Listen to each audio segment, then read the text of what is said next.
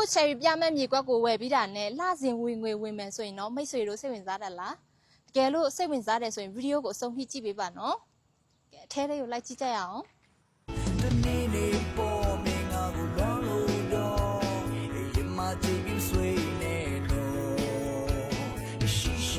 ဘာကြောင့်မို့ဒီမြေကွက်ကိုဝယ်ပြီးတာနဲ့လှစဉ်ဝင်ငွေဝင်တယ်လဲဆိုတော့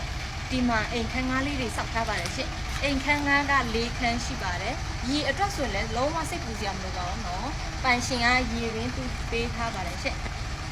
location ကဆိုရင်တော့တန်ရန်မြို့ရက်ကွက်6ထဲမှာရှိပါတယ်ခြံရဲ့အကျယ်ကဆိုရင်တော့ပေ80 90ရှိပြီးတော့ဈေးနှုန်းက2500ညှိနှိုင်းဈေးရှိပါတယ်ရှင့်တကယ်လို့စိတ်ဝင်စားတယ်ဆိုရင်တော့မိတ်ဆွေတို့ LNG မြေကွက်အကျိုးဆောင်ကိုဆက်သွယ်လာလို့ရပါတယ်